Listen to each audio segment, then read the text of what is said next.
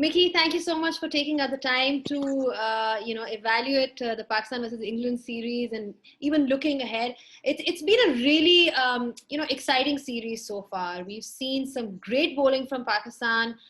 We've seen England fight it out, and we've seen some massive, unfortunately, rain interruptions as well.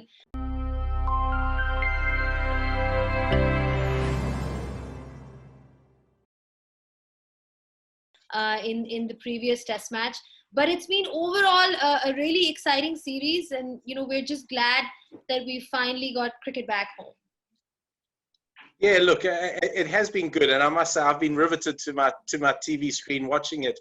I thought Pakistan was superb for 3.5 days in that first test match. I thought they came out with a real attitude. I thought they took the game to England. I thought winning the toss and batting really got them on the front foot. It allowed them to show that intent that they needed to. And then I thought they bowled exceptionally well in that first innings. So disappointing when they went back, because that was the opportunity when they went back in their second innings. That was the opportunity to take the game totally away from India, which would have allowed them to set those attacking fields I say India and England, is to set those attacking fields against England in that second innings, which would have allowed them to put England under so much more pressure on that last day. So that was disappointing. But we've seen some great cricket. It was great to see Shan Masood get a very, very good 100. Babar's showed us glimpses, as he always does. I thought Shadab Khan, his partnership with Shan Masood in the first innings of the Manchester Test match was incredible. I thought it was attacking. It showed so much intent. It showed so much of how Pakistan wanted to play their cricket. So that was great to see. And then I'm just in awe of the bowling attack. Yeah, Shaheen Shah Afridi, Naseem Shah, Mohammad Abbas, in those conditions are incredible. And we're going to be talking about them for a long time to come, because the three of them bowling together has been special. And I did think Yasir Shah bowled really well in that first test match too. So the strength is in their bowling. They've got to just make sure those batters give them enough runs on the board. Where do you think Pakistan lost that game? Because, we keep coming back to the fact that they did a lot of things right, but where did they go wrong? Oh, look, it started with their second innings. And this was one of the things that we often spoke about during my time with Pakistan, was the game was there to take completely away from England. So they get bowled out for 160 odd. They get 250. There's only one winner. At 160, England still had a sniff. They were one partnership away from winning. And then I thought they bowled exceptionally well up until a point. They almost then, when Butler and Woke started batting and started taking the game back to them, we saw them wilt just a little bit. We saw them get a little bit more defensive. We saw the field spread. We saw them allow the ability to get easy ones, and that just kept it ticking over. I thought they could have tried the short ball a lot more, particularly at Chris Wokes, which they didn't. And we almost saw then a fear just not to grab that game and say it's ours. And the more and more closer England got, the more and more tentative Pakistan became. And that was disappointing to see.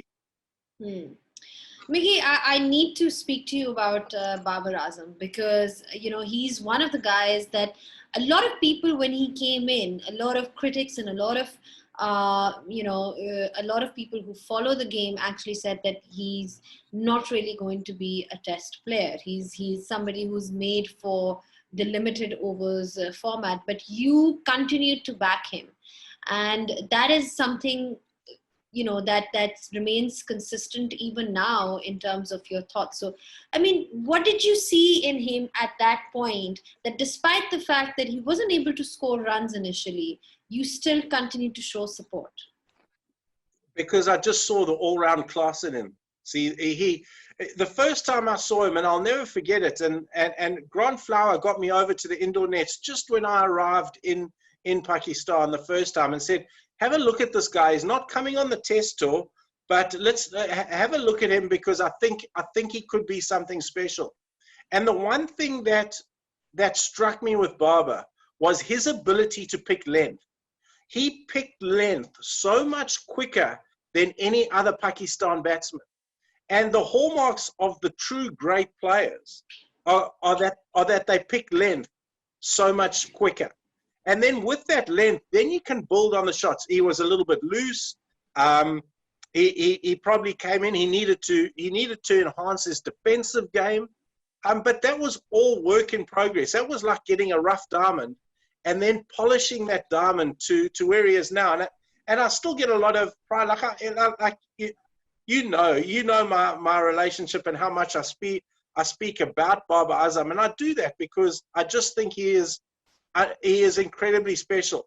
When I woke up yesterday morning, I saw he was the only batsman in the top 5 of the ICC rankings in all forms of the game, and that made me smile. That really made me happy for the day, because I know how hard Babar's worked on his own game. I know how determined he is to have success, but I always knew that he just had that ability to pick length so much quicker than any other Pakistan batsman. He had that hallmark of true class. He just needed to be backed. He needed to be given an opportunity, and he needed just to say, you're going to play there. And it was tough for him when he started Test cricket, because he came in and he had to bat 3, because we still had Yunus at 4, you had Misbah at 5, you had Ashad Shafiq at 6, you had Azhar Ali at the top with Sean played the first couple of tests. Babar was never going to open, so the only position for him to bat was number 3. And his first full test tour was in New Zealand on wickets that were 16 millimeters thick with grass, and he had to go in and bat 3. And then we went to Australia, and he went in and batted 3. But he needed to be given that belief. He needed to be given that security. And every day he trained and every day he played, I could just see that flower starting to bloom. And I get so excited when I wherever I am in the world, I stop when Babar Azam walks to the wicket. I watch. I think we all like that, though. When he comes to the wicket, we all kind of watch. He's brilliant to watch, but the fans really want to see a Babar 100, Mickey. That's what they really want to see in such trying conditions, because that is, when you talk about the measures of being one of the greats of the game, it's one of the things that always comes into play is scoring 100 in England. Yes, of course it is, and we mustn't forget that the 3 tests prior to going to England, he got hundreds. But I agree with you. In those conditions, he's had 2 starts now. I was disappointed with the way he got out in the first innings at Old Trafford. It was too early. He needed to get himself back in on that. I think it was the second morning. He ended up nicking early on and getting out caught at first slip. I was really disappointed with that, because that was slightly loose for Babar. If he had just given himself, we always preach the first 20 balls to the batsman. Those are the most important balls of your innings. And the next morning, he needed to take those 20 balls, get himself back in. And if he had got himself back in, he would have gone on, because he had played some incredible shots the night before. And his intent was incredible. So that was disappointing. And then it was tough going in that second test in those conditions. And he fought his way to 48 or whatever it was. But in those conditions, any ball could have your number on it. He missed out in that first innings at Manchester. I thought that's where he was going to go on and get a big 100. But he is class. He's just pure class. He's a pleasure to watch, and he is only going to get better and better. Yeah, I mean, he's still got an opportunity to score that 100, because we've still got 1 more test left. Now, the second test match was just frustrating, for all fans who were watching, even in Pakistan, and I guess in general, when you have so many rain interruptions and bad light, that's one of the things. I know, Mickey, it's being spoken about. I know that the ICC is also looking into it. I mean, what do you think is a practical solution for bad light? Because already we're talking about taking the game globally and making it, appealing for the new fans, the new cricket fans. Obviously, if there are going to be such delays, that is going to be a problem.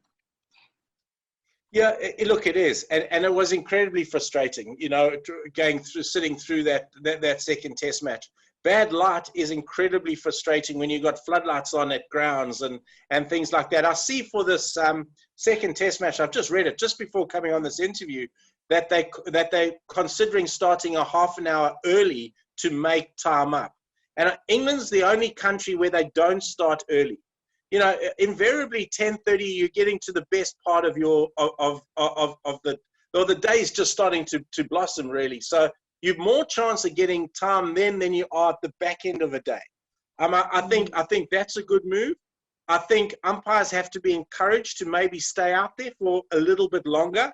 But other than that, I think there's not a hell of a lot you can. I've seen the pink ball muted and all that type of stuff. Look, I'm a traditionalist. We've got to keep it as simple as we possibly can.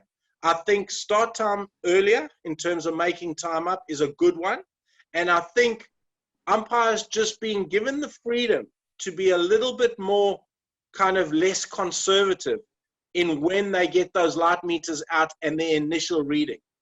You know, when the floodlights are on, you can invariably see a ball. Now their definition is, well, they could get hurt or whatever, but that's kind of part of the game, and I think that's the only way you can fix it.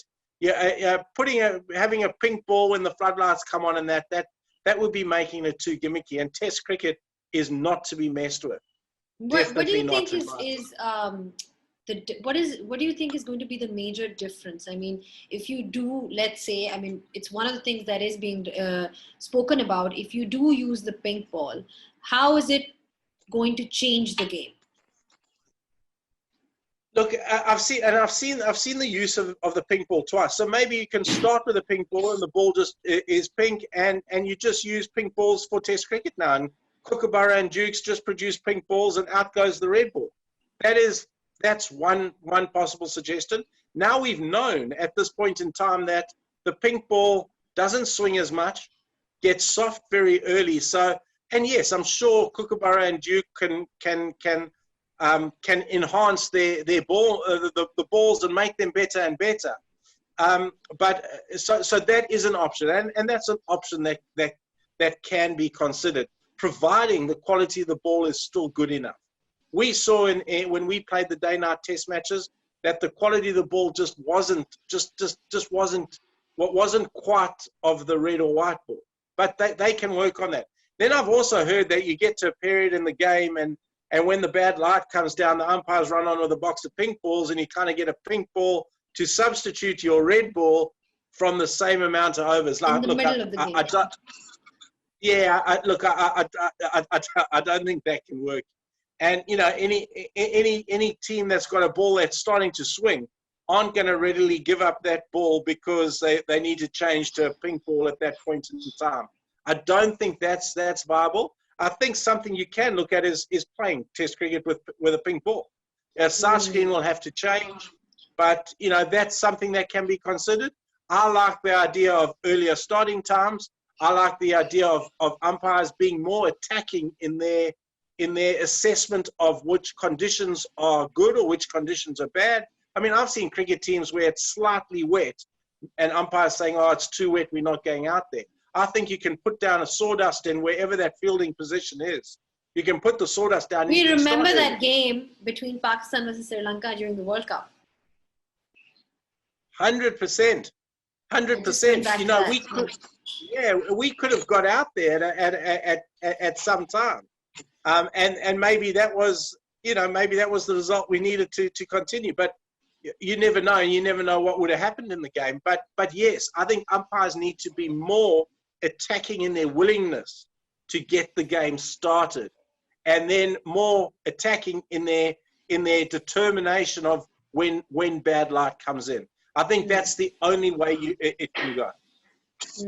Speaking of swing bowling, Pakistan has shown why they are such great exponents of swing bowling in this series. We've had the exciting Naseem Shah, Mickey. I know that you always used to speak very highly of him, and now we know exactly why, because he has shown what he can do. Of course, there's a long way to go, but he seems to be growing with every test match, Mickey. He does, and for a guy so young, he is so cricket mature. He's strong. His body looks. I remember seeing him for the first time, and he had stress fractures, and he was at the NCA. He had come in there to be treated, and then when he was getting back to his bowling, I went down and watched him. I watched him rehabbing, and he was always looked impressive. He does look very, very good now, and hats off to the management team giving him that opportunity and backing with him, because he's a keeper. He's one that you want to get as. He's like Bob Azam the first time I saw him. That's a guy that you want to keep playing and keep managing because he's that good. I get so excited though when I see Shaheen Shah bowling, because he's just going to get better. Now Nazim Shah, he bowls just a little bit of a shorter length and he hits the deck at some serious pace. But when Shaheen Shah gets it up there and the ball starts swinging back, he's incredible to watch and is going to be very, very tough for bowlers to face. So he really, really excites me. Shaheen Shah is the one that I think is just going to become incredible. Mickey, how does England tackle Mohammad Abbas? In those conditions, it's tough. I've seen them try and come down. I love the fact in Manchester, I love Brizzy putting on the helmet and getting up to the stumps and forcing them back. And he got a wicket that way. I'm just trying to think who the wicket was. Might have been Sibley. He eventually played around one. And that I credited to the pressure of Rizwan coming up to the stumps and the batsman having to go back into his crease. He's just relentless, Mohammad Abbas. He's a pleasure to watch, and what a nice guy. You know, when I see him run in and the ball starts darting around, I mean, the ball he bowled to Sibley, that first one that hit him in the chest or just off a length was tough to play. So he just gets better and better. It's really nice to watch. See, I mean, watching those three going together is incredible. I'll love watching them, except when Sri Lanka plays Pakistan. Yeah, we'll see what happens then. But Mohammad Rizwan, you spoke about how he came up to the stumps and he was keeping when Mohammad Abbas was bowling. I mean, everybody has seen the kind of skills he has behind those stumps, and now we're slowly getting to see what he can do with the bat too.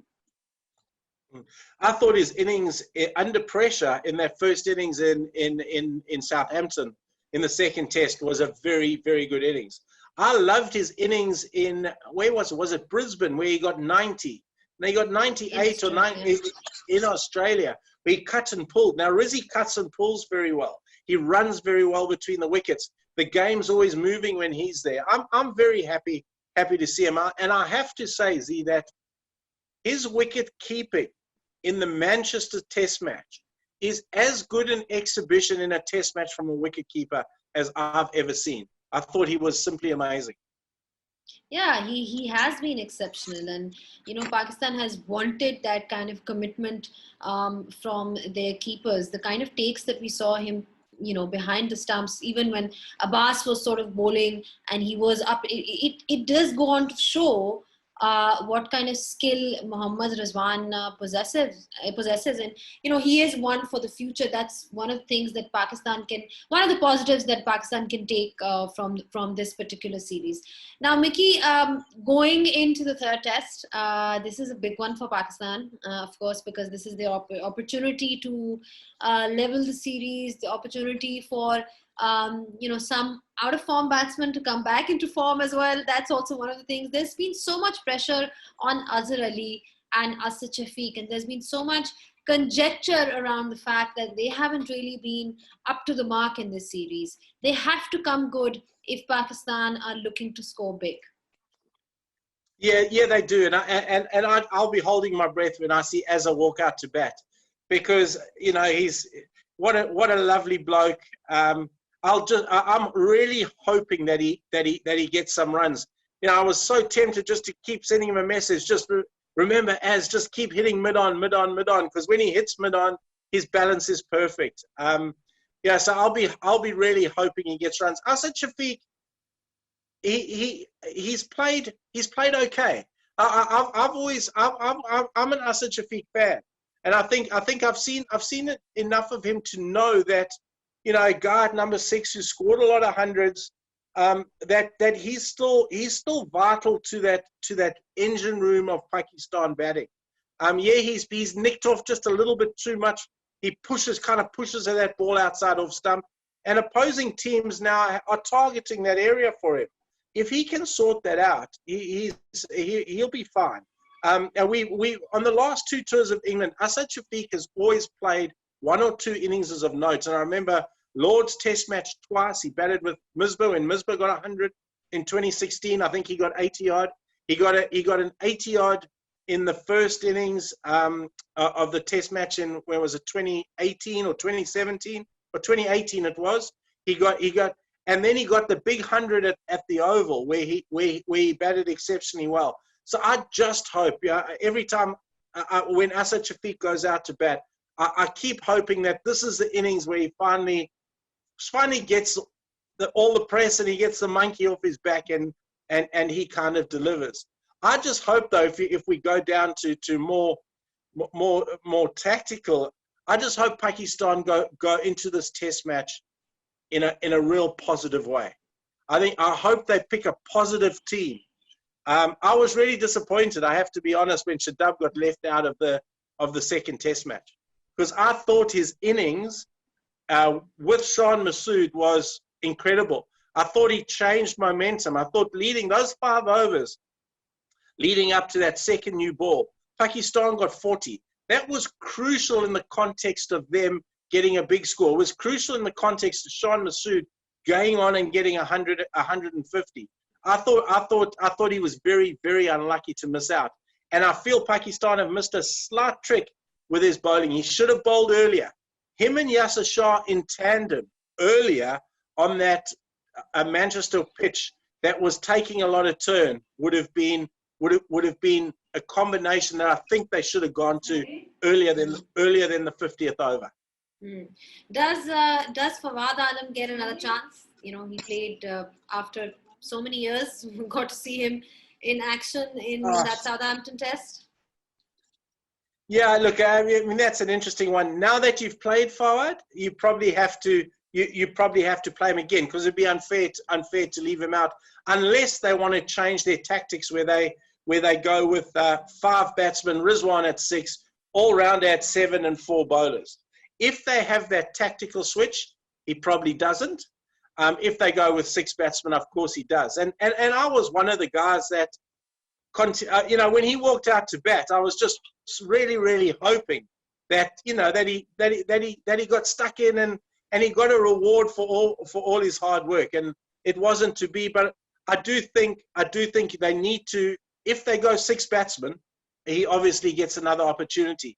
If I was coaching, I would be going 5 batsmen, Rizwan at 6. I'd be going Shadab at 7, and I'd be looking at those 4 bowlers to bowl England out. That for me is the attacking team. From an England perspective, Mickey, Ben Stokes is not in the side. He's obviously not playing this series anymore due to personal reasons.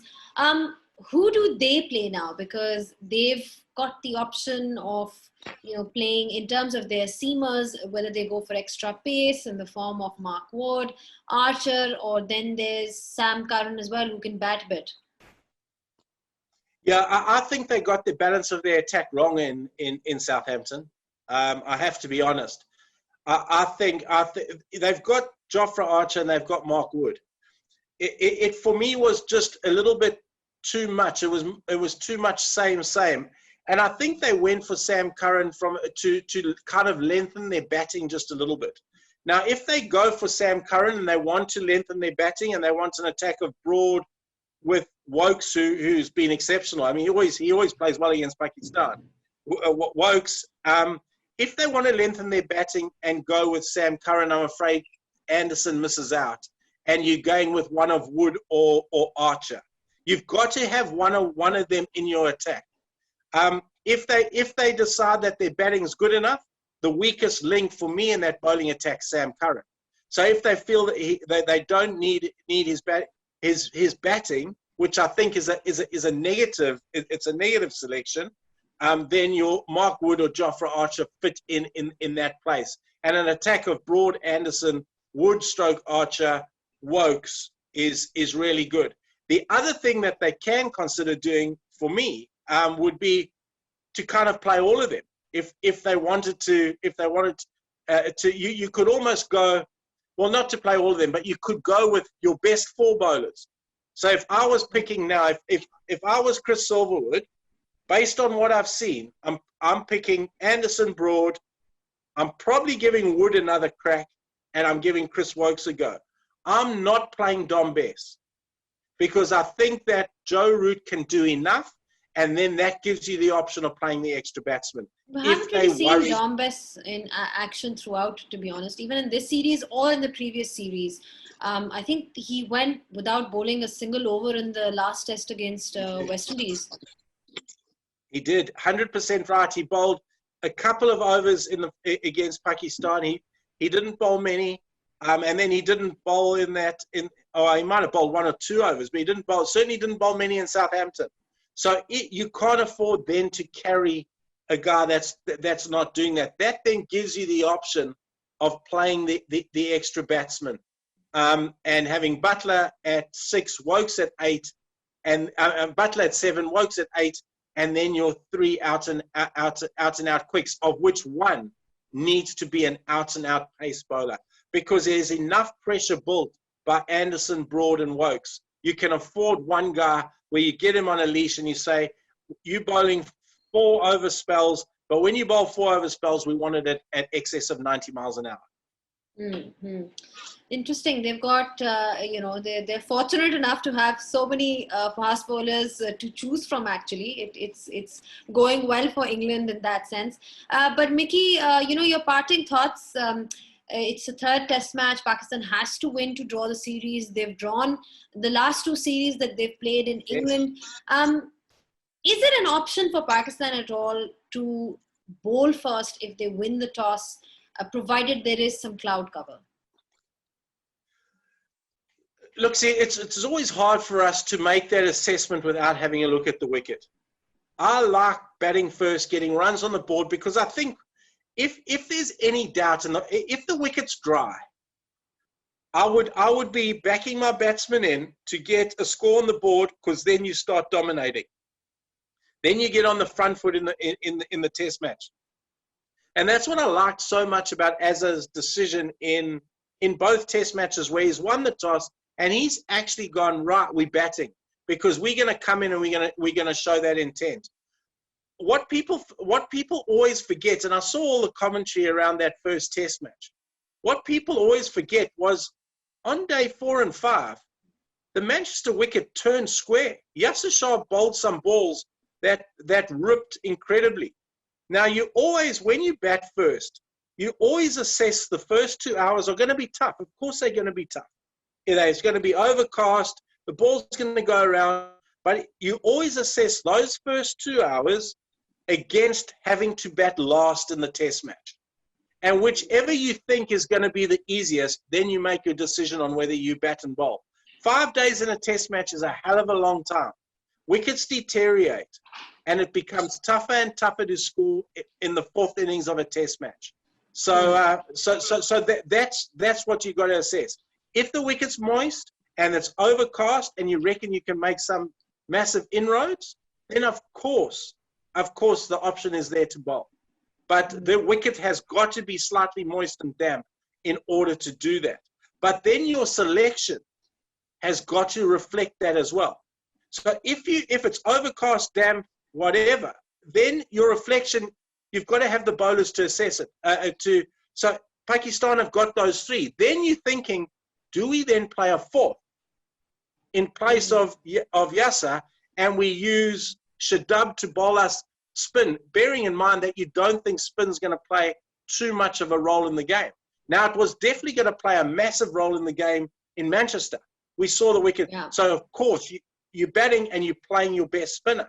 But if you're going to bowl first, your spinner then almost becomes null and void, if you like, because he's not really going to bowl in the first innings. And if you bowl him out cheaply, the wicket's not going to have deteriorated enough in the 3rd innings of the game for him to get a lot of overs in.